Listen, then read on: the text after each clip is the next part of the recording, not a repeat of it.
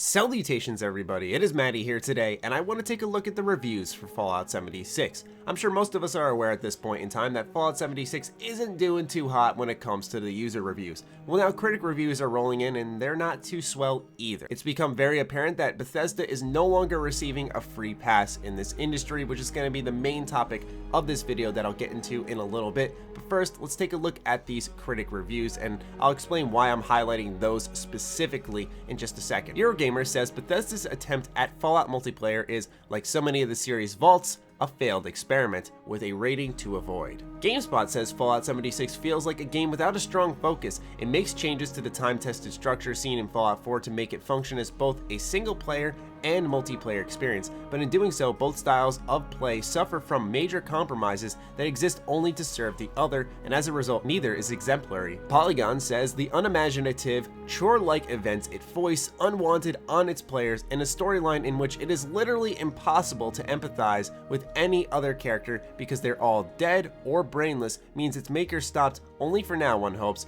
well short of what could have been done. Now the reason I'm pointing out these critic reviews is because the situation here is vastly different from Fallout 4, where when the game dropped, it was reviewed favorably by critics, lots of 9s, 10s, very few average scores. And it wasn't until the game was in the hands of a lot of the consumers and over time, the narrative started to shift that this was a game that actually needed a lot of work and was missing a lot of what was special about a Fallout game. A lot has changed in the video game industry since Fallout 4 dropped back at the end of 2015. It's become an expectation that companies make severe leaps with each launch of their game. But one thing that's proven true over the years is it doesn't matter what company you are, if you mess up, you are going to get called out for it and be held accountable for your product or action. Even with a game as incredible as Red Dead Redemption 2, it was still a huge issue that crunch was a big part of the development of this game. I want to roughly quote something I heard in a Layman Gaming video that I think is very true. Gamers will absolutely sing your praises no matter what if you do something good, but the second that you start to betray the consumers,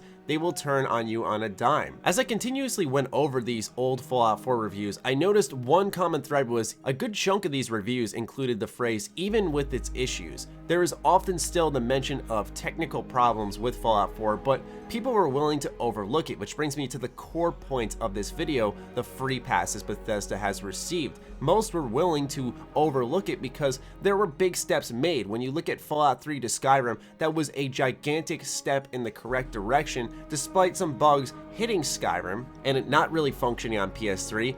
There was a degree of overlooking because the game did so much for the industry and so many titles tried to mimic it afterward. Fallout 4 wasn't as significant of a step forward, but it wasn't like Fallout 76, which kind of dropped completely broken, where no one's going to overlook anything, and it felt more like a sidestep game rather than a step forward. The expectation nowadays is that, for example, Bethesda, we're going to take a look at Fallout 76 when Starfield drops, and most folks are going to be expecting now entirely that it's going to take a gigantic leap, something along the lines that I always bring up, like Killzone to Horizon Zero Dawn. Or Insomniac Games. They've never been exceptional storytellers, and more so were good enough to get a laugh out of you throughout your adventures in Ratchet & Clank or Sunset Overdrive, but when it came to Spider-Man on the PS4, it actually made you feel something and care for the characters involved in this story. You don't see these strides forward in the latest Bethesda Game Studios title. It very much plays it as safe as possible and tries not to make any significant strides forward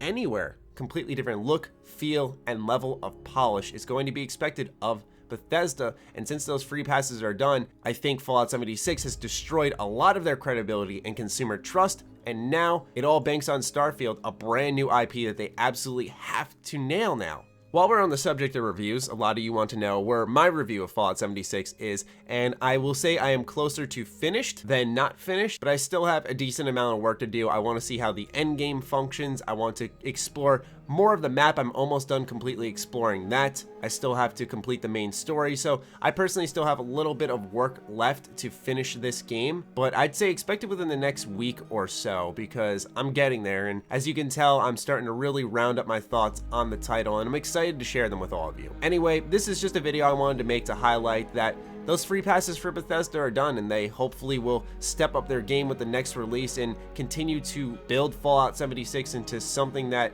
might be worth caring about for a lot of folk. I'd love to hear your thoughts on this in the comments down below. Do fire away, ladies and gentlemen. Other than that, follow me on Twitter, like me on Facebook. Those links are in the description down below, along with my Patreon. Do consider supporting that as it fuels all the content I create here. Stay sexy, stay active. I love you all.